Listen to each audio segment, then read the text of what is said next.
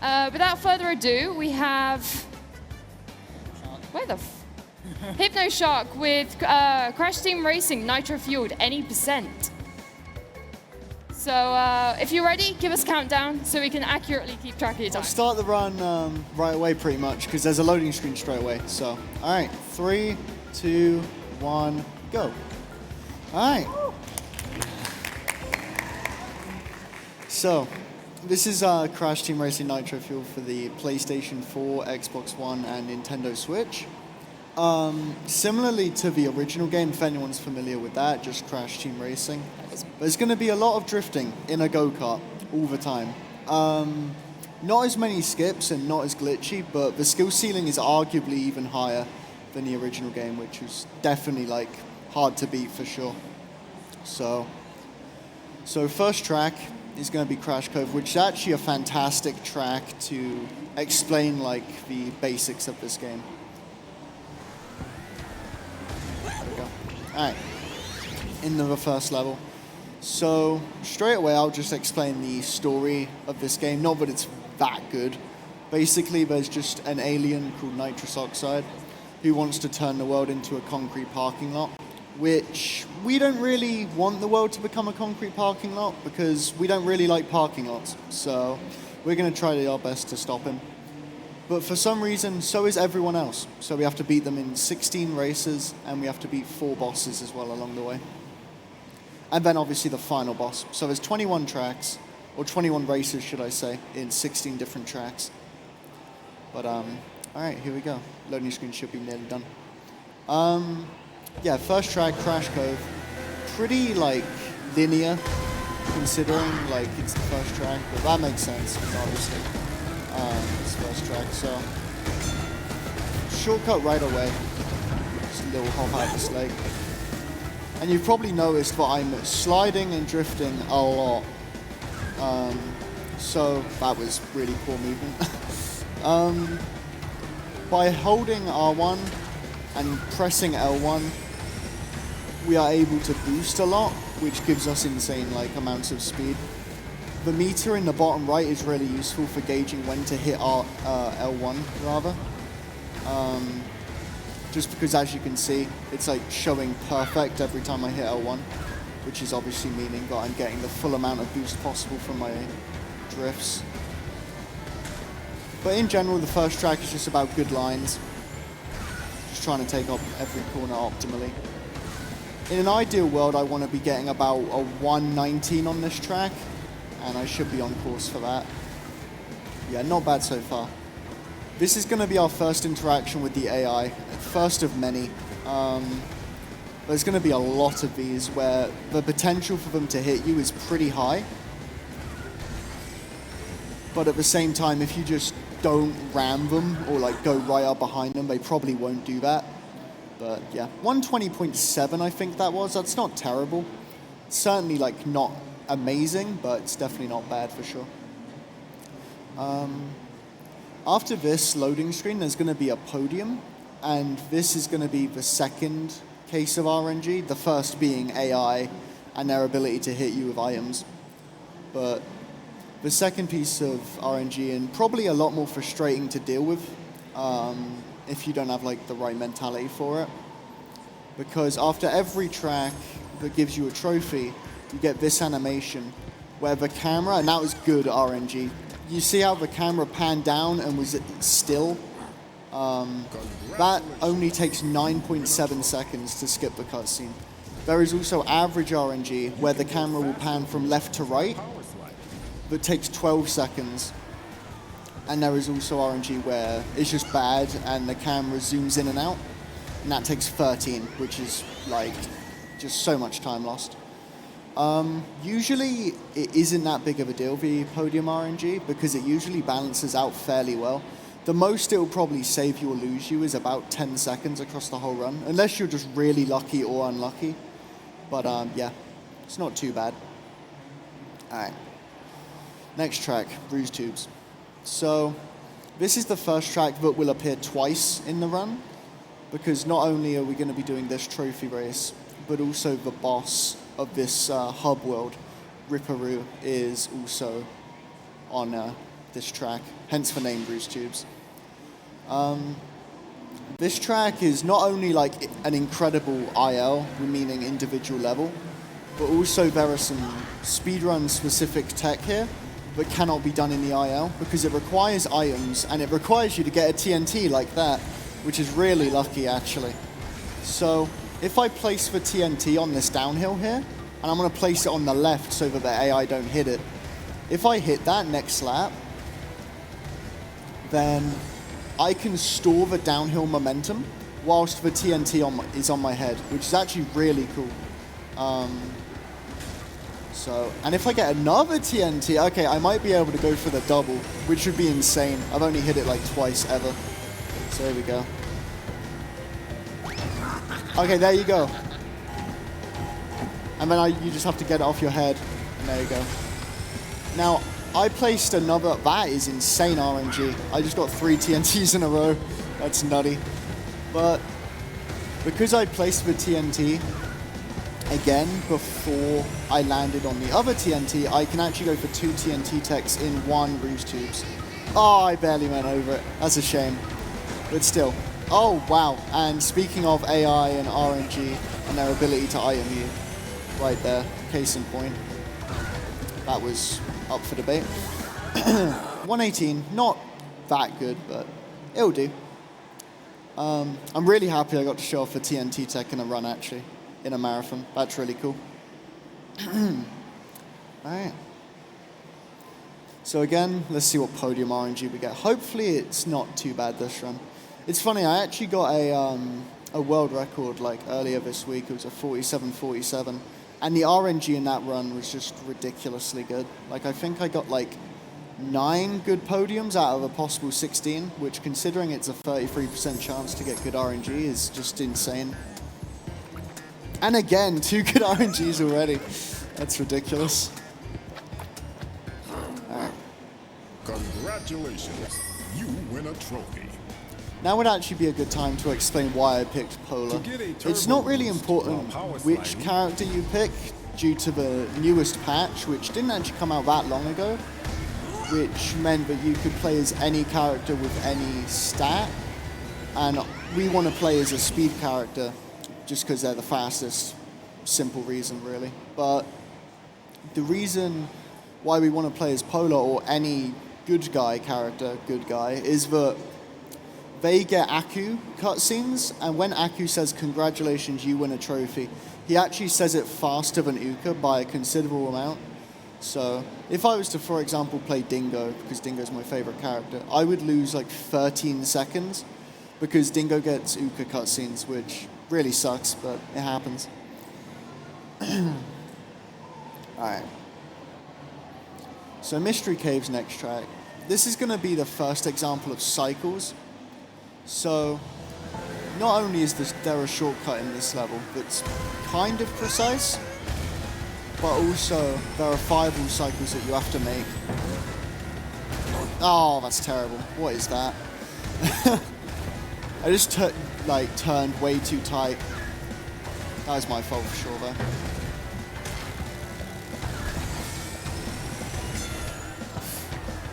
Oh well.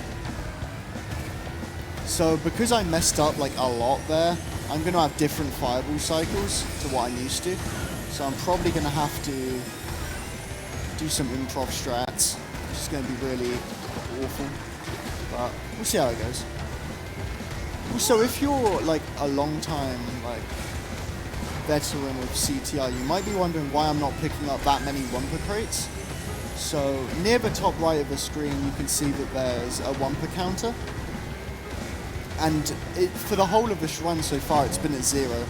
The most you can get is 10, and the reason we are not really that bothered about them, at least right now, is because... Let me just avoid that. It's because... Sorry, I'm concentrating. There we go. It's because Wumpa... Like, if you hit a Wumpa crate, for example, there's one on my right there, it only gives you 4 to 9 Wumpa, and for it to make any difference at all to your speed, you need 10. So, which was unlike the original game, actually. The original game, was dependent on how much Wumpa you had, whereas this game, it only really cares if you have 10. So unless there's 2 Wumper crates that aren't really that far out of your way, we're not going to be going for that, like, at all.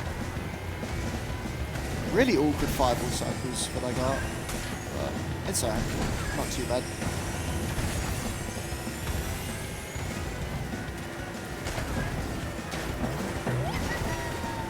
Alright, let's try not to get trolled by AI like that. I blocked it with the potion, thankfully.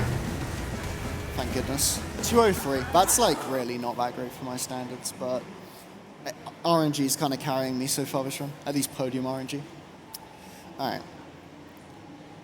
So that's like one of the cycle-based levels done in this game, and instantly we're on to another. The next track is called Sewer Speedway, and this track is kind of infamous. Not really in the original game, but certainly in this game, just because as this game came out earlier this year, in July 21st, I think it was, there's still patches being made for it. Alright, there's bad RNG. So as you can see, the camera's zooming in and out. But I've got 2 good RNGs so far, so that's fine. So there's a shortcut in this level, but before like their second or third patch was infamous for being ridiculously inconsistent and just really hard. However, they fixed it so it's a lot more consistent now, which I think the whole community is thankful for. Alright. Not to mention that even with taking the shortcut into account, there's still also barrels that are on a cycle. So if you make any mess up, which I very easily could because it's a hard level, then the cycles are going to be awful. And these cycles are probably more detrimental than the ones in Mystery Caves, the level I just played earlier. So this level is, I would say, is the hardest level in Hub 1. Alright, here we go. Also, shout-outs to the Nintendo Switch version, where for some reason at the start of this race, in any percent, the game will just freeze for like 3 seconds and you'll lose time for no reason. It's really dumb. At Beanox, please fix that, TY. Not bad so far. I'm going to get the optimal cycle here, or I should. The barrel should be all the way on the left, which it is. It's nice. As long as I take tight-ish lines, the cycle should always be the same. That's a good line. A 36 lap is probably what I want here, and that's what I got. That's good.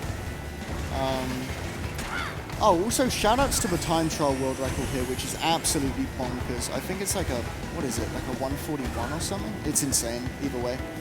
I got really lucky there. Oh my goodness, that was horrific. Oh, right.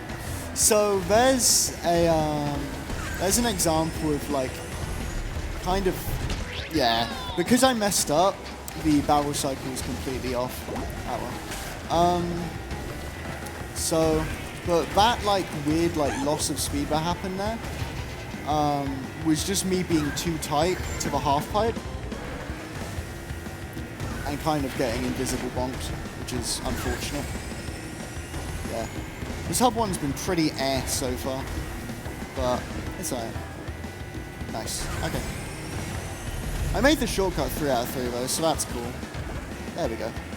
I was a little bit more wide there. I have no idea where this cycle's going to be. Okay, I barely avoided that. That was really close.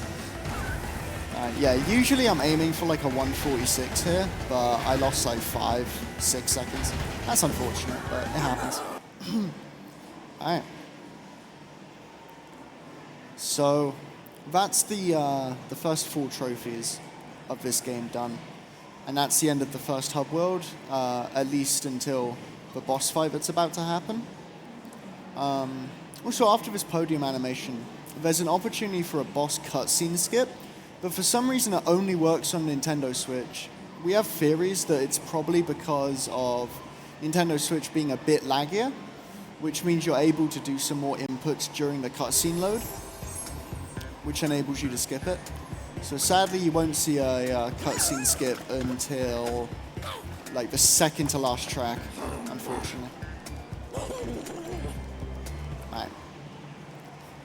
So we're going to skip this cutscene just because, yes, fast. Alright, now time for Ripperoo.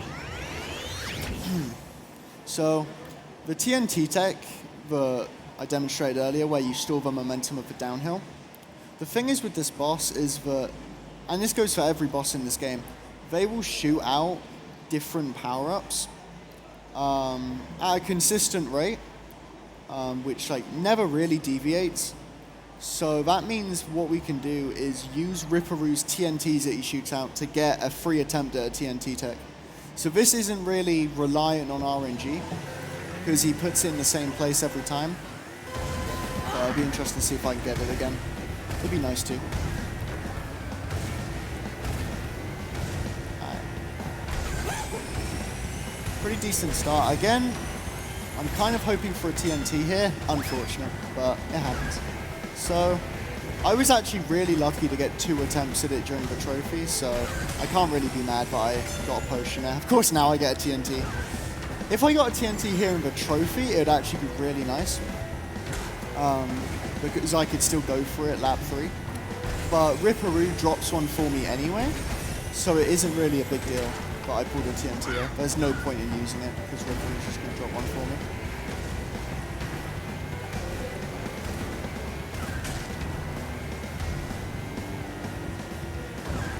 Good line. So the problem is on any mode that isn't easy is that these TNTs will just be exploding, which is just really awkward. Let's see if I get this. No, barely went over it. Oh well, at least I got to show it off in the trophy. That's nice at least. Alright, pretty good Ripperoo. 116, that's fine. Alright, skip that cutscene. So that's Hub 1 done. That's probably like the least interesting hub world actually. But it still has some pretty interesting tech, such as the TNT tech and stuff like that, and cycles. So it's still pretty hard, and you can see why a lot of people reset over it. But yeah, it's not too bad. Alright, so thankfully there's no podium cutscene here, because we don't get awarded with a trophy. Instead, we just get put at the door to go to the next hub world. So let's try this. Nice. That wall there sticks out way more than it looks. There's like a weird thing with walls in this game where some will stick out way more than it looks. Like that. See how that took away my speed, even though and that one, where I didn't really, and that one, oh my god. So, just proving my point, walls will stick out a lot more than you would expect, which means if you like so much as try to take a tight line in some cases, it'll just take your speed away, which is unfortunate, but most of them are known at this point, so as long as you just don't go too near them, it's not a big deal. So yeah. Alright, Tiger Temple. This is the only track, really, with RNG outside of the AI. So there's a shortcut where if you get an item that you can throw forward, you can knock down a wall and take it. Like, take a tighter line. As you can see on the mini-map in the right-hand side of the screen. There's like a corner with a line through it almost. That's because we can like just take a shortcut there, which is super useful.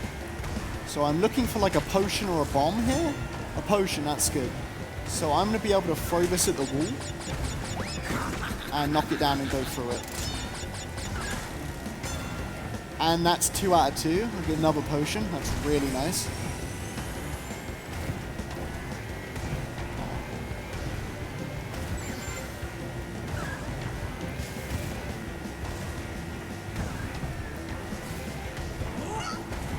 So these hallways here, some people find it really hard to drift in them, but as long as when you're drifting left, for example, you want to be holding right so that you go as straight as possible in your drift.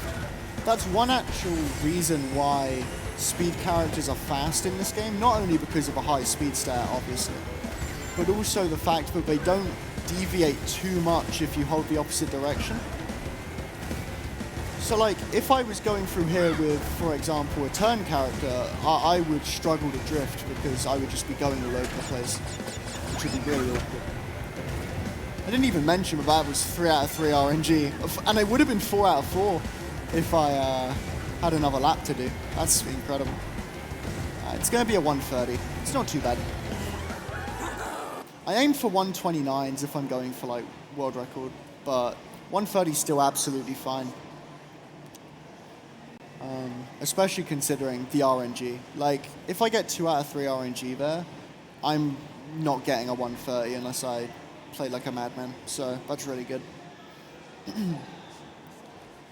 So there's a tech here coming up, actually before I go into the next track, that I haven't explained yet, but it's going to pop up a lot in later tracks when there's like sharper turns to do.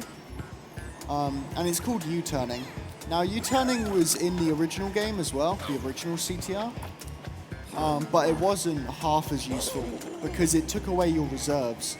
And what reserves are is every time I boost, there's an invisible counter, but like you can't see, and no one can see. But and here's the U-turn, by the way, before I continue, right there. So every time you boost, the reserve counter goes up, and our goal is to keep the reserve counter up so we keep the speed that we have. That's the main reason for like boosting, as well as it just being fast in general. But the reason U-turning is so powerful in this game is because not only can you take tighter turns, like way tighter, which is again one of the main reasons why speed is useful, because the weakness of speed is meant to be that they have a bad turn stat. However, U-turning pretty much negates that. So there's not only that, but also the fact that U-turning doesn't cut out your reserves, whereas in the original game it did. So U-turning is just ridiculously useful. But not really right now. It's going to be used more later.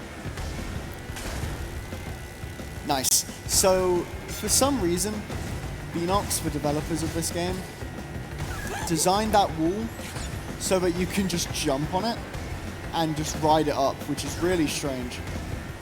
Don't understand why that is a thing, but it is, so we'll take it. Coco Park is actually like just a really dull track, to be honest. It's probably the least interesting track in the game. So if you guys have like any donations to read, you can go ahead and do that. Not sure if you guys have any donations, but if you do, you can go ahead. Probably not. It's alright. We'll get there soon enough. We've already raised like £300 or something ridiculous. So it's insane. Not a terrible Coco Park so far. The only thing worth mentioning really is this grass shortcut here. But it's not too difficult. You just spam your R1 button, your hop button through the grass. It's really not too difficult. Alright, so that's probably the most boring track out of the way. Also, while I was in that track, shoutouts to Rain KJ. I wonder if he's in the chat. But shoutouts to him finding quite possibly the dumbest and also like an incredible time save. Like, it's the dumbest time save of all time. Basically, if before you start your run, you turn off your console's connection to the internet, you don't collect Wumpa coins, which is this game's like in-game currency that you get at the end of each race. So if you disconnect your internet, you don't get that, and that saves like 2 seconds every track. It's ridiculous, but that's a thing. Absolutely insane. So that's 4 bad RNGs in a row on the podium, but luckily I got 2 goods to start the run, so it's not all bad. Congratulations, you win a trophy. All right. To get around a tight turn or to fake. So this is pretty much where the game takes a turn and starts to get really difficult. This track is arguably the hardest track in the game that doesn't have a specific tech that will be introduced in Hub 3. It's quite short, but it's extremely technical, so kind of worried about this. And not only that, but because hence its name, Papu's Pyramid, the boss of this hub world, Papu, faces you on this track. So you have to play it twice. So it's really challenging. There's tons of tech to it, which I'll explain as we go through it. But yeah, it's very difficult.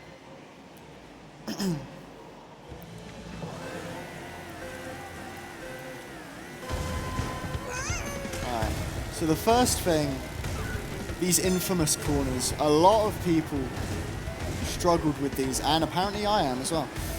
These corners are very hard to boost around and keep your reserves. And then the grass as well is ridiculously challenging. A lot of people just don't take the grass shortcut. Like if you play this game online, a lot of people just won't take that because it's really hard, like to keep your speed through.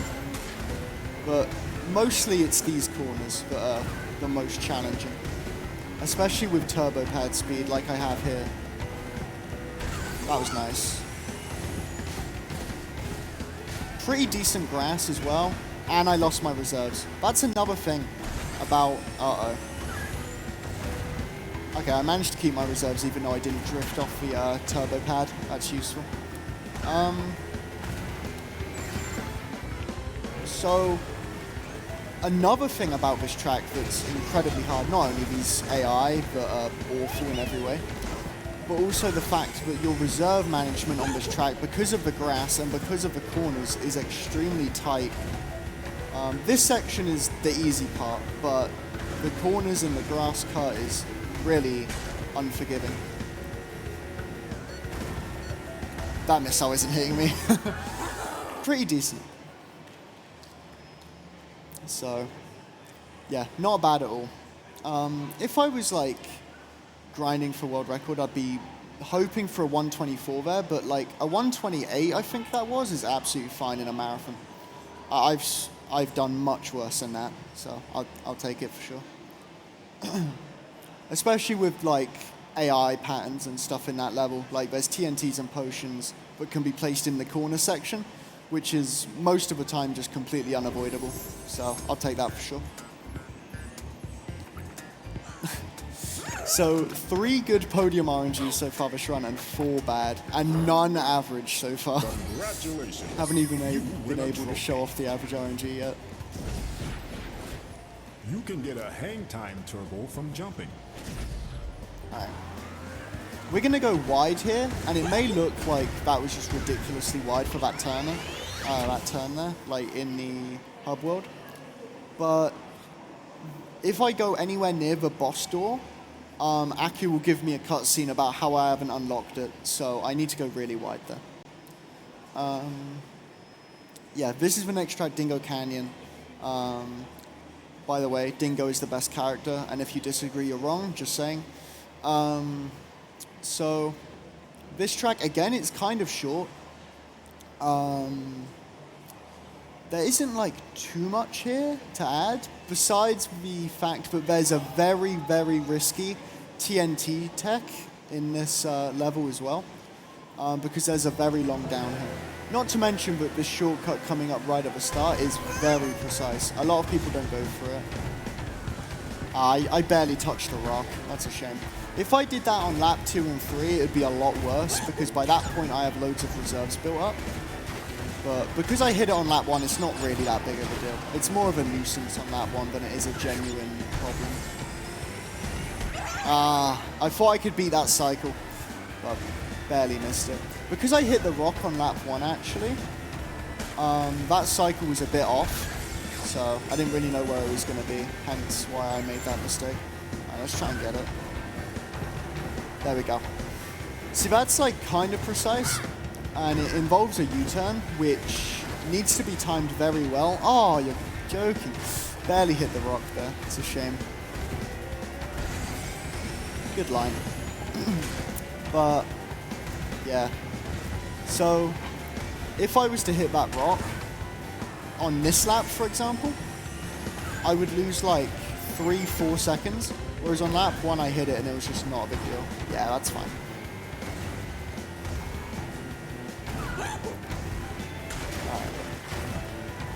I can't believe I didn't pick up 10 Wumper in this.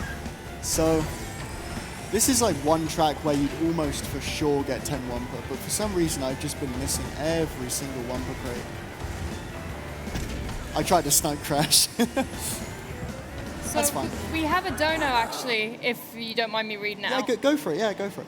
So from, I'm going to mispronounce this, Grozny Tiubuju, £5 with a comment that says, "This is a pretty awesome run. Keep up the good runs." Thank you. All right, so next up, as I said earlier, the boss Papu Papu it's rough because he can place his potions in pretty awkward spots. Most of the time it's consistent, but if you like hit him with an item accidentally, which I've actually done before. Oh, speaking of which, there's average RNG on the podium, as you can see panning left to right. If you hit him with an item, the pattern of his potions that he puts down will deviate. So hopefully I don't just like muscle memory use an item or something stupid. I shouldn't though, it should be fine. But something that I haven't said yet actually, the difference between wumped up quote unquote items and none is that if you have 10 Wumpa, your items are slightly different. So for example, if I had like 6 Wumpa, I'd only get a green potion, whereas if I get 10, I would get a red potion. And Papu kind of works like that, but instead of like getting Wumpa, he'll just throw out green ones and then randomly place a red, which is kind of scary. You probably wouldn't have these problems actually if you ran it on medium difficulty, but the problem with medium difficulty is that all the regular races with AI, the AI just troll way more. So I lost reserves there, which kind of sucks. Luckily I was able to drift off that turbo pad there and get them back, but that's like 2 seconds, which isn't a big deal.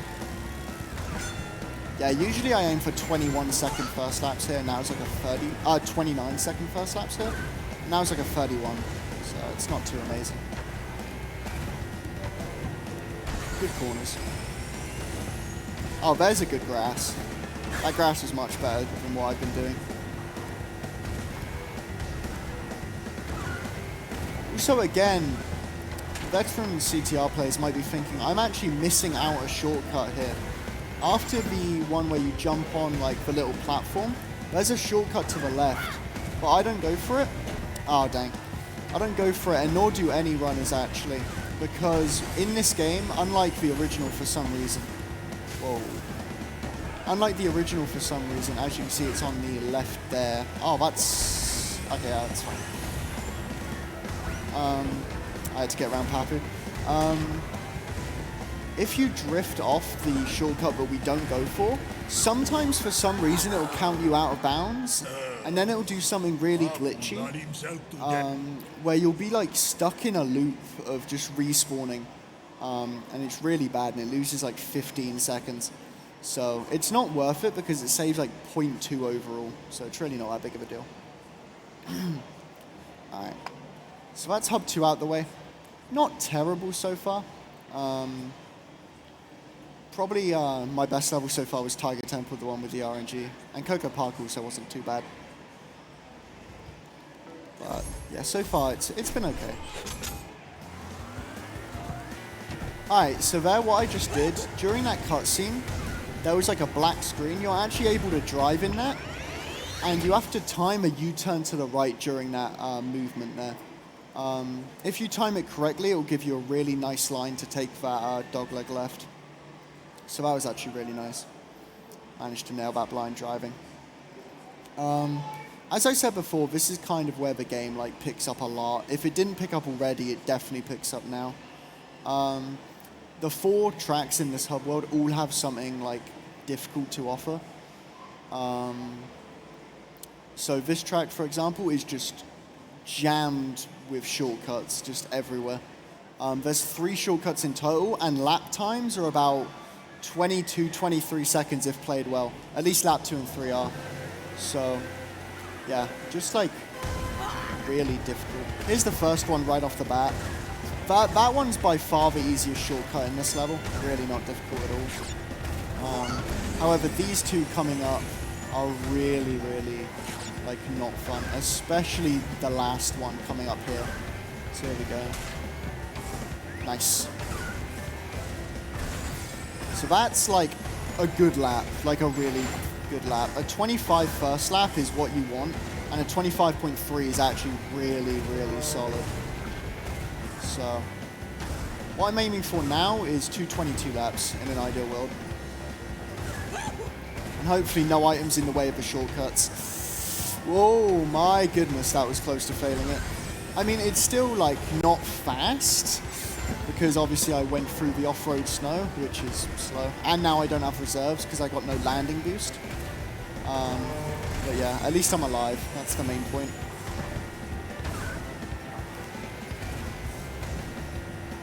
Hopefully we can make this time. No, that's terrible. I just completely mistimed the first hop there. Really badly. So, what you're supposed to do for that shortcut is hop into the snow, which for some reason just gives you the same amount of speed as you would on-road, but off-road. And then you're supposed to hop off the ridge, but I hopped way too early, so I still drove into the snow and lost all speed. That was really poor, but it's fine. At least I got to show off a good lap on lap 1. So this next track actually has a lot of history, at least with me, because even though I'm not a time trialer, in like the second week of this game, when world record ILs weren't as good as they were before, I used to have world record in this track as an IL. So hopefully I can not mess it up, and hopefully I can do it some justice. My world record at the time was a 1:16.21, and world record now is like a 1:14 something. It's insane how far this game's come. Even in like the 4 months that the game's been out. So it's funny actually, because even though I really like this track, a lot of people hate this track. In fact, it's like one of the most hated tracks in this game by a lot of people. So yeah, hopefully I don't mess this up. Again, if I do mess this up, luckily I get another go at it, because the boss of this hub is also on this track. Hence it's called Dragon Mines, and the boss of it of this hub world is Komodo Joe. So yeah, hopefully I do this track some justice. This track is probably the most well-known track for just randomly losing like 30 seconds out of nowhere.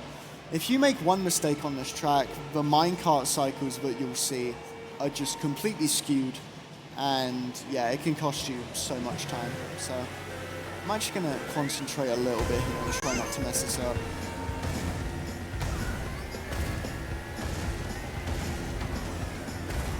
Good line. You can hop through the lake there, and this is the like kind of infamous shortcut in this level. Whoa, okay. Bit of weird rail physics, but we'll take it. Go off the turbo pad, get that one put, and then another off-road shortcut here.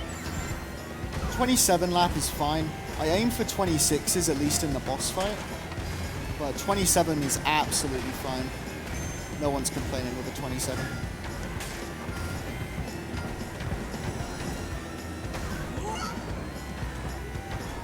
I ran out of reserves there, which is kind of unfortunate, but I should get them back here, and hopefully I get a landing boost.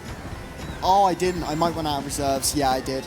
I had a feeling I would, just because I really didn't have many stored up, because I lost reserves after the minecart cut. But hopefully I can make this cycle. Very nice. Okay. Not a terrible Dragon Mines by anyone's standards, but yeah, I usually get 116s, 115s here, but a 119.1 is fine. Again, no problem with that. Anyway, I get another chance at redemption, trying to get a 115 in the boss fight, so no big deal. All right, so the tech I was referencing earlier is actually going to come up now. This is called Blue Fire, and this is probably one of the most beloved techs by everyone concerned in the community. Everyone loves a Blue Fire track. So hopefully I'll be able to show it off in its entirety. Basically, if you thought that these tracks were going by fast, you've got another thing coming, basically. This track coming up, Polar Pass, is 2 minutes long, but it's extremely fast-paced. At least lap 2 and 3 are.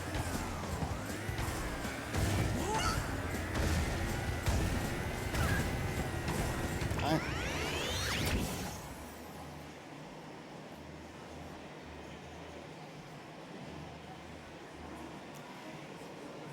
Alright, I really want to get this right, actually, to show off Blue Fire. So, even if I mess this up, luckily the entirety of Hub 4 is Blue Fire. So, if you like this, then you'll love Hub 4, which is the final hub in the game. But for now, this is like a little taster of what Blue Fire is, until Hub 4 just ruins everything. Alright, so this also, similarly to Blizzard Bluff, the track at the start of Hub 3, but where I missed the shortcut, this basically demonstrates ice physics as well. So, and a shortcut at the very start, which is going to be hard because I'm not playing on the monitor that I'm used to. So that's actually going to be really difficult. And I very easily could mess this up, actually. Alright, here we go. Let's see if I get it. Please. Yes! Okay. Thank God. Whew. So that shortcut there is, it may not look it, because I got a really high jump there actually, but it's kind of a precise R1 input to get the hop, because for some reason that ledge really likes eating inputs. But I'll shut up and let the Blue Fire talk. Here we go. So this is the most beloved tech in the game. If I can keep this Blue Fire, I'm going to be going at ridiculous speeds for the rest of this track. And in an ideal world, that is what I would do. There we go. Let's see if I get this. Let's go. You don't want to take that jump too tight because that is a wall that, as I gave the example earlier in the Hub World move into Hub 2, that is a wall that sticks out a lot and can randomly just eat your Blue Fire if you're not careful. Good Polar Pass so far, though. 37.37? That's insane. That might be one of my best laps ever, actually. That's ridiculous. Oh my god, that TNT. No, like that. So, even though I made the shortcut, I was too far to the right, and it just completely ate my Blue Fire. That was my fault, though, for sure. I was way too far to the right. I'm not sure about that one. I didn't think that would hit me, but oh well, it's alright. Yeah, poor Polar Pass overall, but that lap 2 was incredible. That's insane. I'm kind of disappointed with that, but oh well. I haven't been messing that up at all. That's alright. It's not too bad. I think that lost like 11 to what I usually get, but I'm happy I got to show off a full lap of Blue Fire anyway. I should be able to do a lot better in Hub 4, hopefully, with a bit of luck. Alright. Next up is Tiny Arena. Shoutouts to Rain KJ again. He'll kill me if I don't. He used to have the world record on this map, so I better shout him out. Otherwise he'll get mad at me on Discord later. So, Tiny Arena was one of the most hated tracks in the original game. But in this game, a lot of people would come around to actually really enjoy it. It's still as long as it ever was. It might be like 10 seconds shorter than it was in OG, but it's still very challenging and is all optimization based in terms of lines. There's no real like fancy shortcuts here. It's just really optimized lines. So, and it goes on for 3 minutes nearly. So, it's probably by far the longest track in this run. It's more of an endurance test than anything. There's a track in Hub 4 as well that you play twice that goes on for about 2:40, but it's nothing compared to this. And that's a Blue Fire track as well, actually. Whereas this isn't. So, yeah, Tiny Arena. And once again, if you like Tiny, you're wrong. You're just incorrect. Why would you like him ever? I don't get it. Like, why would you play as Tiny when there's Dingo? I don't get it. Anyways, let's try and have a good Tiny arena here. Optimally, I want to be getting about a 253, 254. Hopefully, I can do that. However, again, playing on a different monitor to what I'm used to is kind of rough. So we're going to try our best, though. I wasn't happy with that line, so I let go of drift there just to readjust. I think that line would have probably hit the wall. So I just decided to readjust.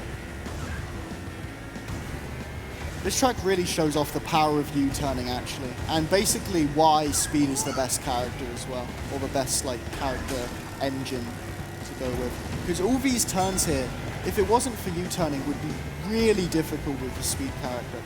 But U-turning, such as here, just completely demolishes it. So it's the main reason why Speed is the best in this game. Barely a 1 flat, nearly a 59. I've been getting a lot of 59s in attempts, but 1 flat's still more than serviceable. It's absolutely fine.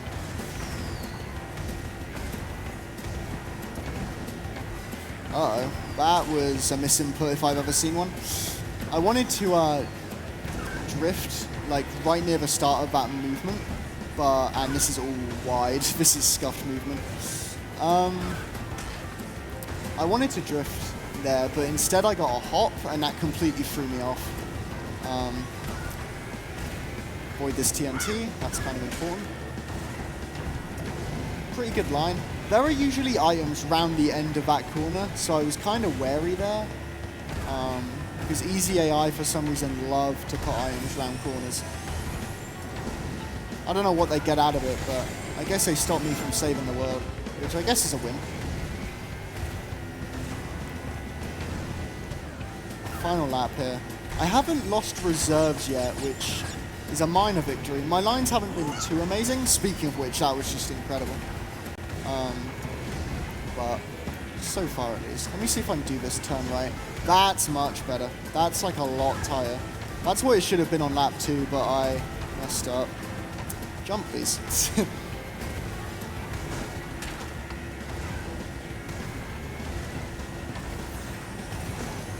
Alright, not bad.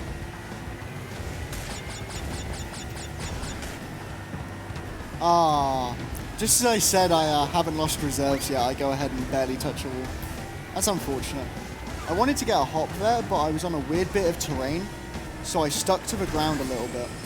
But it's still going to be a sub 3, so not all bad. 258, it's fine.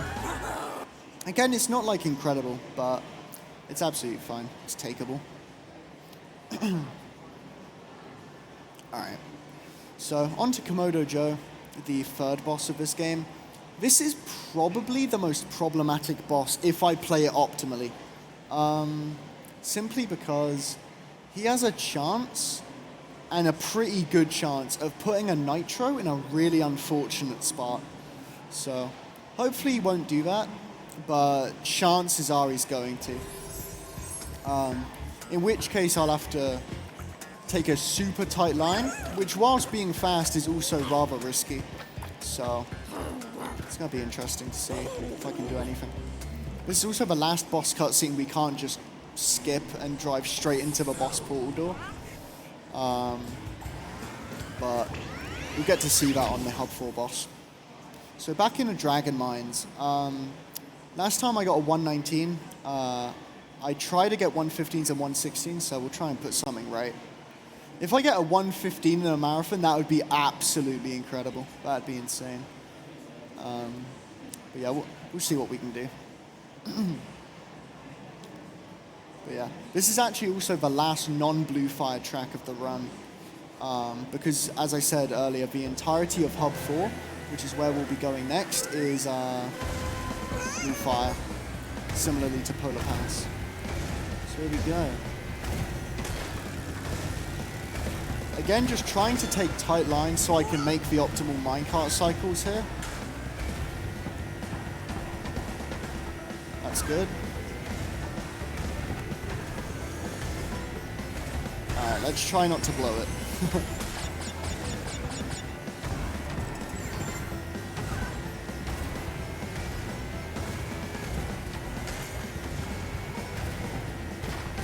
There's the Nitro that I was talking about.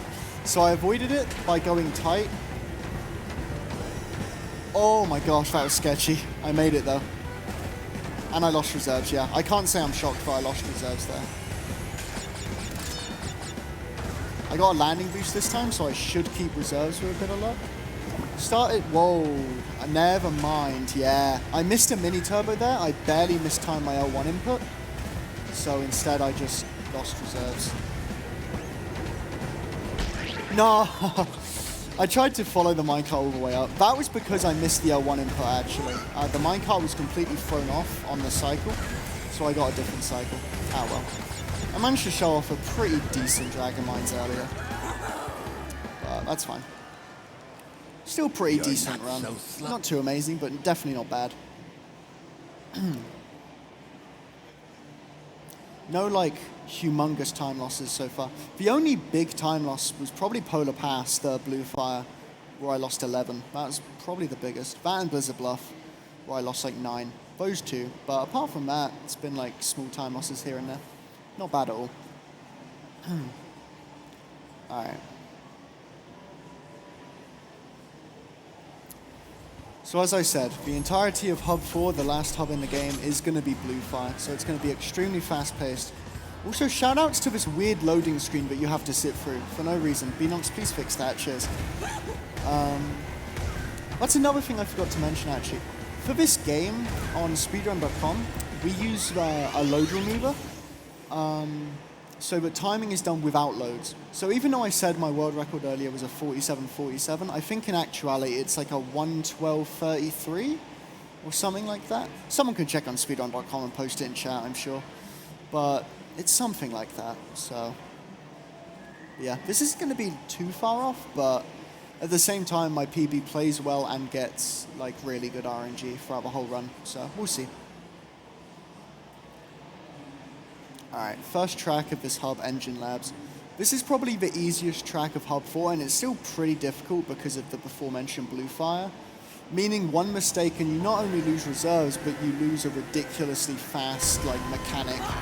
So, it's pretty rough if you make a mistake here. Anywhere in Hub 4 is just a run killer. Which is why it's, like, super nerve-wracking.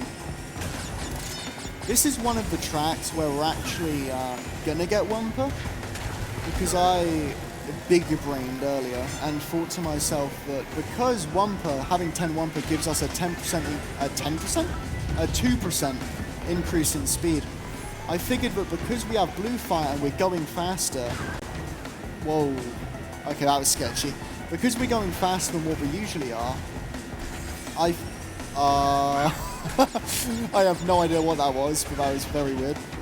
Because we have Blue Fire and we're going faster than normal, a 2% increase in speed would actually mean more because we're going faster. So getting Wumper in Blue Fire tracks is pretty wanted. So I'm drifting a lot here.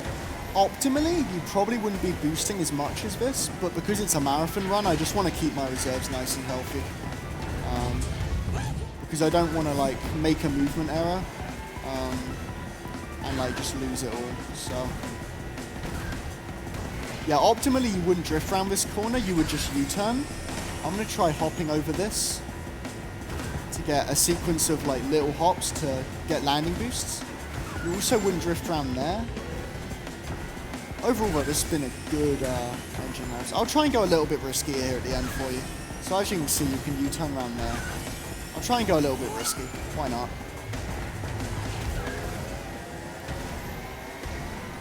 Also, another thing to note about this map, as it's all green, AI posting green potions is really annoying because it blends in.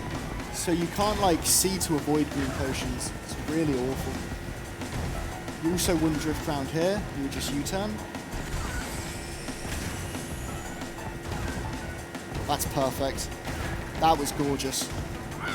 42? Oh, 42 lap 3, that's really nice. Especially in a marathon, that's really good. I'll take that. Not the cleanest lap 1 and 2, but that lap 3 was really nice.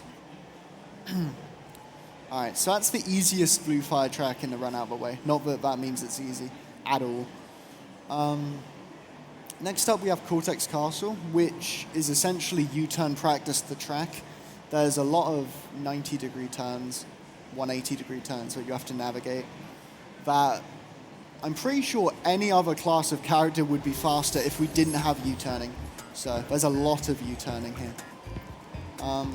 Another thing to mention, actually, about U-turning is that if I hit square before down, because the inputs for U-turning are down, a direction, and square, it is vital that I hit down before square. If I hit square before down, I brake and I cancel all my reserves. So I lose blue fire on the spot, just like that. Which means pretty much every U-turn I do is a pretty precise input, because I have to hit down and then square. And as U-turns, especially with blue fire, are really fast-paced, and that's where U-turns really come into their own. A lot of blue fire tracks are ridiculously technical, and for that reason only, pretty much. So this is a great example of that, just because of all the 90-degree turns. And also, another thing to mention about the 90-degree turns is that with that comes the danger of AI putting items behind turns, which has happened so many times and killed so many runs. Not just of mine, but of like literally everyone's. Also, shoutouts to this AI always hopping on your face like that. Always. That's 100% consistent and will always happen. So that, great movement. So that is, yeah, not how that's supposed to go. Luckily, we're going to be able to pick up turbo pad fire again here, because those green pads give you turbo pad fire. Unfortunately, I wasn't able to get a snap boost out there, which would have been really grasping at straws, to be fair, because there was not much time to get it. But I tried for it, and unluckily I wasn't able to get it, so I lost reserves again. But we should be good from here on out. Alright, this is the blue fire ramp, so here we go. Gonna have to concentrate a little bit here just to get my U-turn timings down and take tight turns. As you can see, this track is ridiculously fast-paced.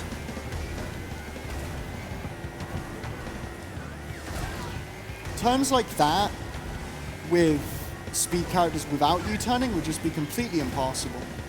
But thanks to the wonders of U-turning, we're able to just completely do those without a problem. Move, thank you. Yeah, having them spider cycles down here is actually very important, just because it means you can take tighter turns than you probably would if you didn't know them. Like, if you know when it's going to move, you can just do that. So I'm going to go for this. Hell yeah. I might run out of reserves, because I haven't drifted in a while. Nah, we're fine. I drifted a lot on lap 2, to be fair, so I'm kind of not surprised that we were okay. But I was kind of worried about it.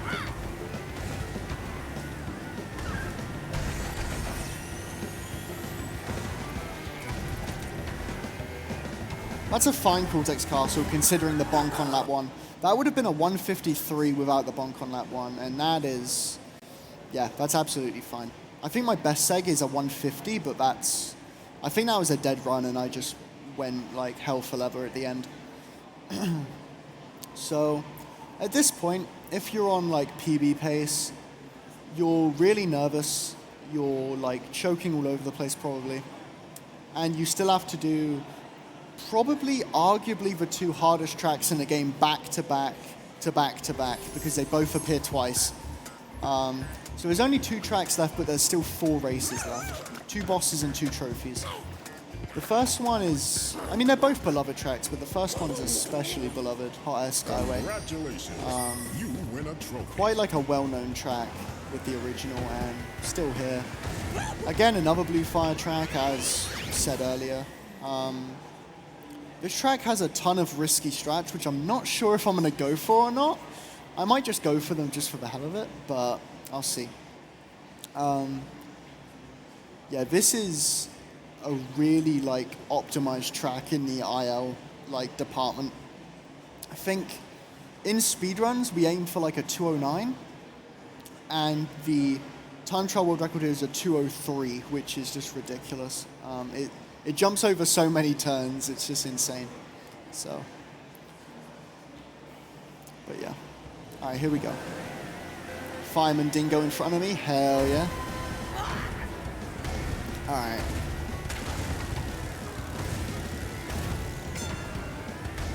So, this movement is actually really important because this is going to give us a lot of reserves, meaning that we can maybe be a little more risky with our blue fire.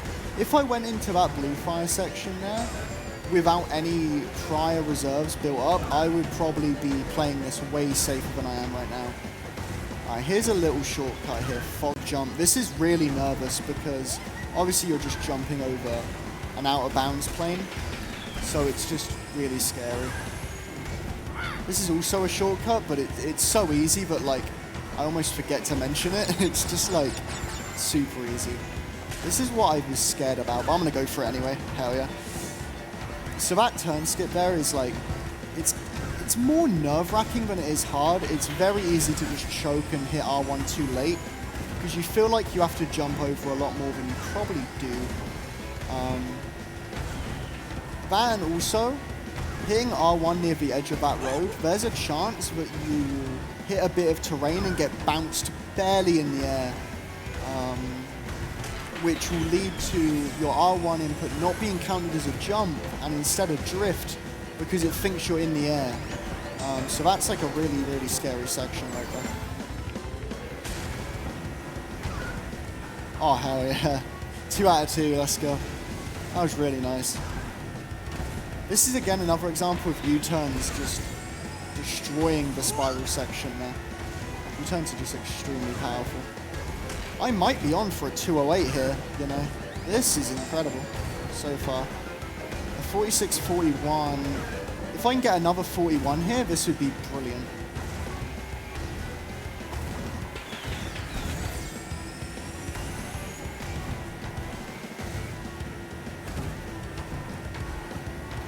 .208? Oh my god, that's so close to a 208 in a marathon. That's really nice. Yeah, that was really fast. I would take that in like an actual like run that was on like PB pace. I would more than take that. That's absolutely fine. So that's one of the hardest tracks out the way for now. The next track is the one that I referenced earlier in Tiny Arena when I said there's another track that's about 2 minutes 40 and has blue fire. And I was talking about Oxide Station. Oxide Station is really difficult. In my opinion, it's probably like the most likely track to choke, just because there's a possibility of items all over the place because there's so many item boxes that the AI can get. Congratulations. And as well as that, like combined with the items everywhere, it's also really narrow, which means there's not much room to avoid the items without hitting the wall. But if you hit a wall, then you lose blue fire. So it's just really hard. So we'll see how this goes. Hopefully I don't choke it too bad.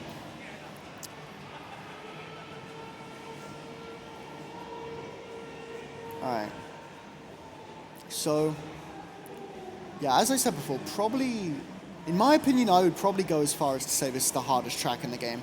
And you have to play it twice. And when the final boss happens, it gets escalated to even, like, being harder just because of the ending.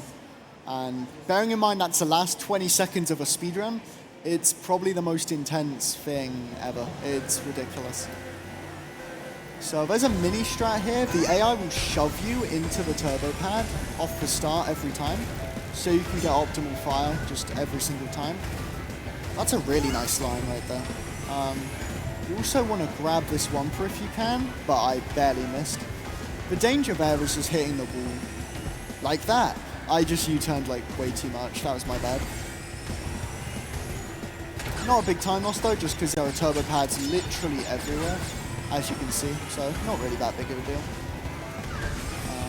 Alright, so here's the blue fire coming up and the famous, like, well-known space part, which in the original you skip completely, but in this game you just can't. Actually, in the original you beat this level in like 2 minutes flat, just because of all the skips. You skip like half a track in the original game.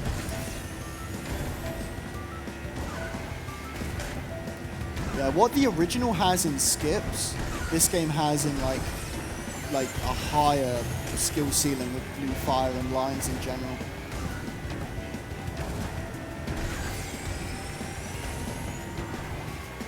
So I just got a 59 lap one. That is absolutely fine. I started aiming for 58s, but about 2 weeks ago I would have told you that 59 was optimal. So I will absolutely take that.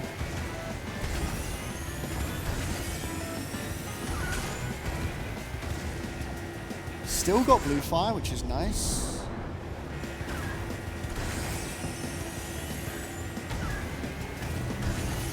Now is the danger of items being placed, because the AI have already been here, and as you can see, there are so many item boxes on this section. There's another two. It's just very scary. I've had a run die exactly here before, where I was minus 10 seconds ahead, and a Nitro was just right in my face, and it was awful. So far this has been really good. A 51.48, I just noticed my lap 2 time. There's a potion, barely avoided it. That was nice reactions actually. So this is another scary part. Just because of the AI. It's been really, really good so far.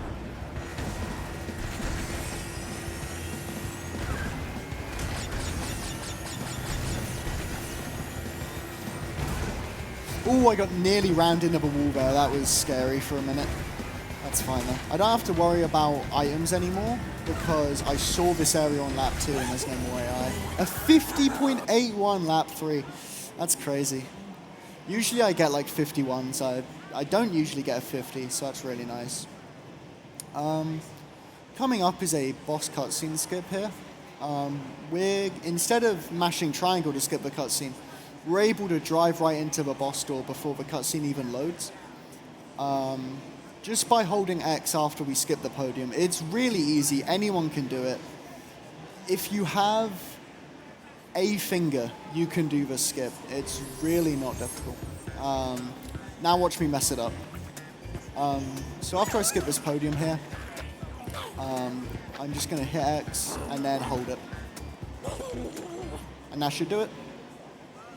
Yep. So you just skip into the cutscene instead of like mashing triangle. It saves about 4.5 seconds over just watching it and mashing triangle. And yeah, it's literally free. Shout outs to that meme. So 2 more tracks remain, both bosses. We have Pinstripe now, who shoots out bombs, but we're only really going to be troublesome when we pass him. This is probably, besides Ripperoo, whose TNTs we actually use for our advantage with the TNT tech, this is probably like the least threatening boss AI, because his items don't stay on the track. Meaning, like, if you're playing lap 2 and lap 1, obviously, but also most of lap 3, it's like a time trial, because there's no items there, and you don't have to worry about anything. So it's like a time trial with Wumpa. It's really nice. Nice fog jump.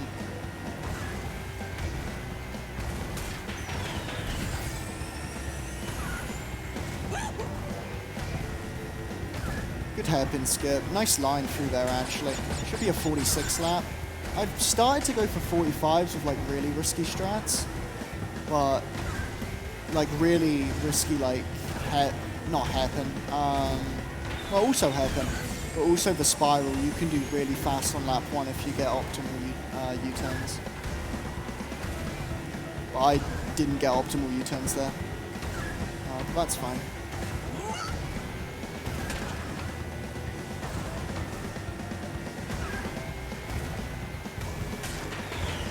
Pretty good so far. This is where I have to start worrying about Pinstripe's bombs. There's going to be a bomb in the center of the road here, and then there's going to be some bombs down here. But the most threatening bomb is coming up now. This is scary. This bomb right there. There you go. Oh, I just U-turned way too tight. I got ahead of him there. I mean, that's not that big of a deal, because the blue fire ramp's like right here. It's probably like 3 seconds or something like that.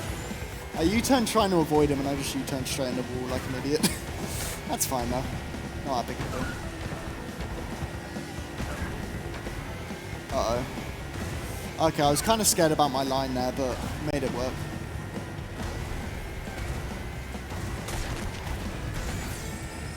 Alright, not bad. I lost blue fire near the end of the section, so it's still going to be like a 212. Yeah, that lost like 3. That's fine. Not a big deal.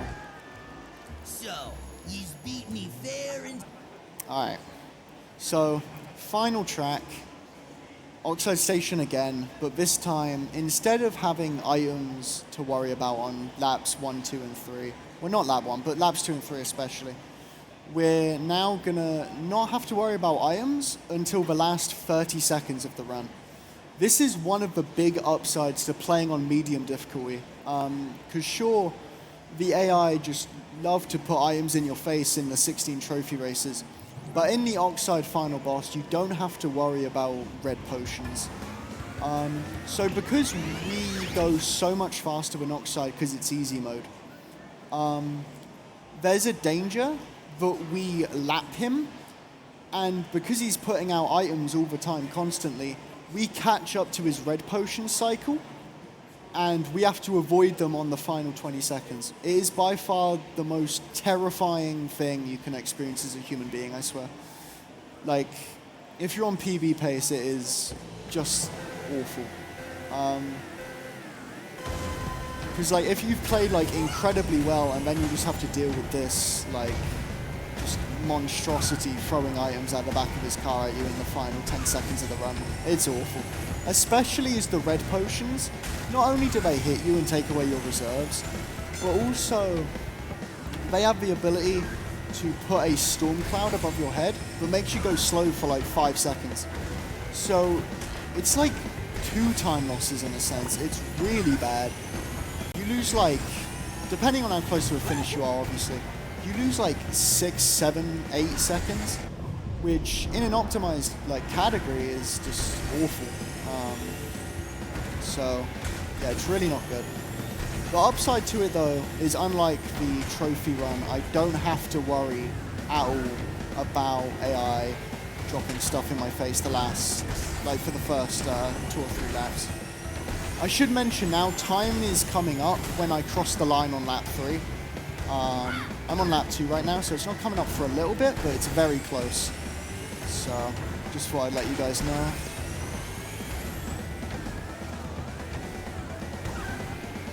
Line. That is good.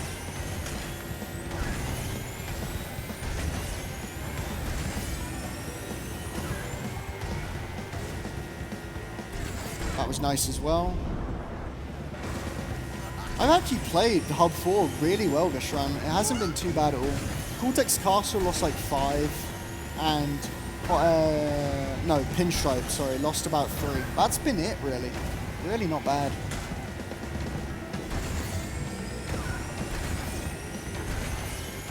Alright, so lap 3 is coming up. This is the final lap of the run. Hope you've all enjoyed. I forget what's next, but I'm sure it's going to be great. These nitros are terrifying. But yeah, stick around. Donate all your money because it's to a good cause. And right, I'm going to shut up now because these red potions are terrifying. So thank you for tuning in for this run, and yeah, see you on the other side.